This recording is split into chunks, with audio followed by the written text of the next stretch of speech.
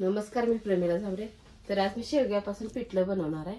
तर त्यासाठी शेवग्याच्या शेंगा मी 4 शेंगा कट करून घेतल्या त्यातल्या आणि थोडंसं बेसन घेतले, ती पण चाळून घेतलेलं आहे। तर अगोदर शेवग्याच्या शेंगा मी धुतल्या, त्या ह्याला शिजवून घ्यायचे। तर थोडंसं पाणी ओतून आपल्याला शेंग शिजवून घ्यायचे। थोडं मीठ टाकायचं।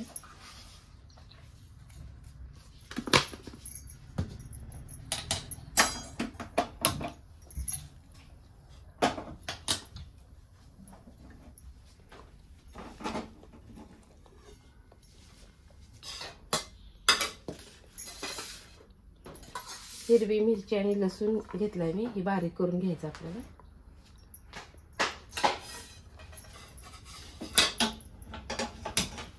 बेसन मी चाळून घेतलेलं आहे, ह्याला पण थोडं भाजून घेणार आहे।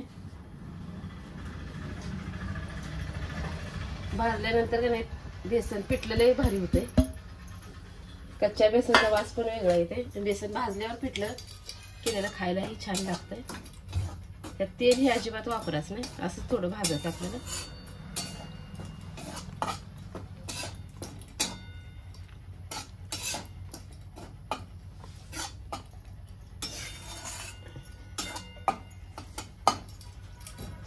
बेसन भाजते तोपर्यंत मिरची वाटून घेते।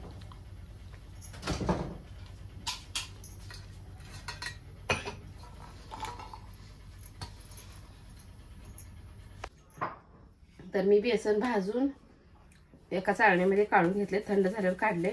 आता ह्याला नंतर एकदा चाळून घ्यायचं आपल्याला, म्हणजे गाठी होणार नाही त्या पिठल्यामध्ये।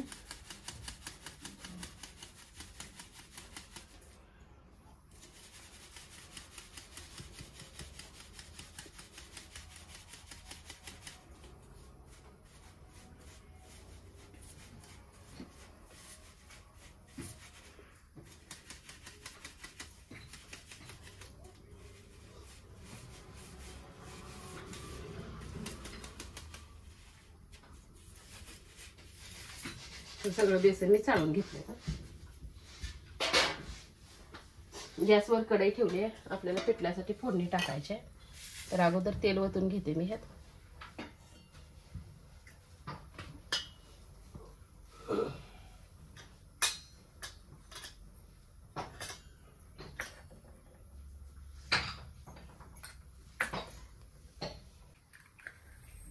तेल पण आता चांगलं तापले, तर फोडणीसाठी मी मोहरी टाकून घेतले।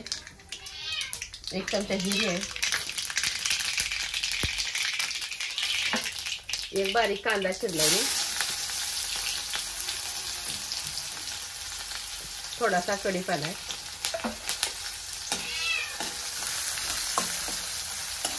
कढीपाला अगोदर टाकला तर तोंडावर तेल उडते, म्हणून मी कांदा टाकल्यानंतर कढीपाला टाकला।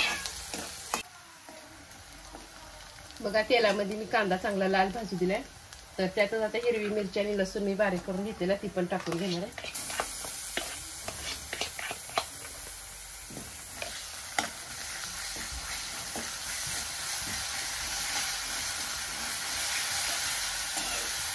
त्याला पण तेलामध्ये चांगलं हलवण करून घ्यायचं, मिक्स करायचं। त्या मिरचीचा पण कच्चेपणा गेला पाहिजे।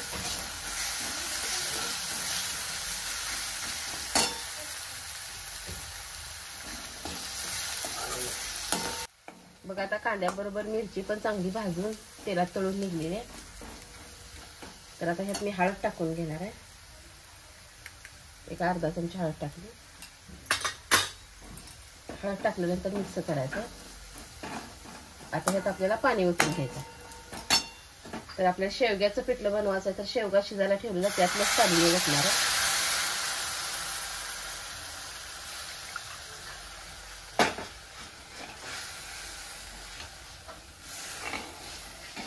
एवढं पाणी आपल्याला पुरत नाही, अजून थोडं ओतते मी।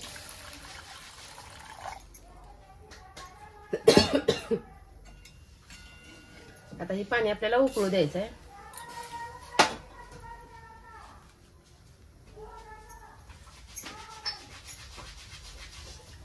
आपल्याला पाण्यातच मीठ टाकायचं आहे।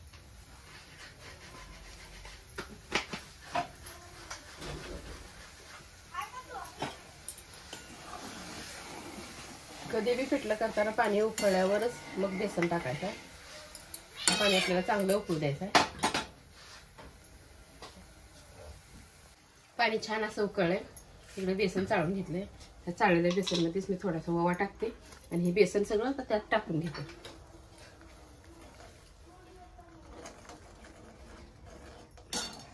मी एकदाच सगळं बेसन टाकून घेते.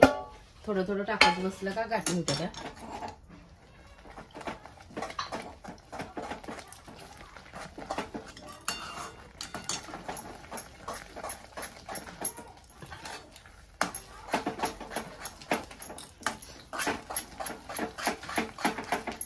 फास्ट गरगटलं ना एक पण गाठ होत नाही.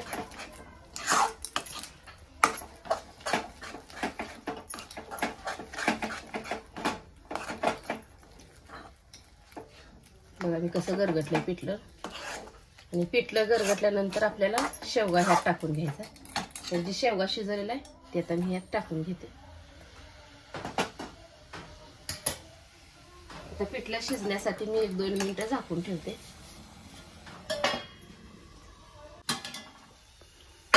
2 मिनिटासाठी झाकून ठेवलं होतं मी.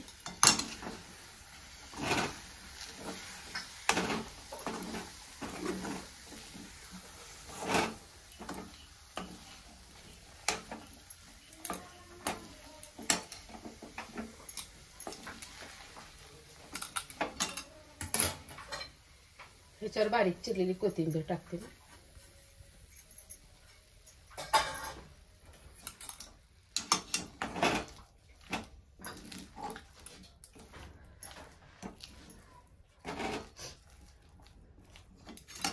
अशा पद्धतीने मी बनवलेलं शेवगाचं पिठलं तयार आहे. माझा व्हिडिओ आवडला तर नक्कीच लाईक करा, सबस्क्राईब करा. फेसबुकवर बघत असाल तर फॉलो करा.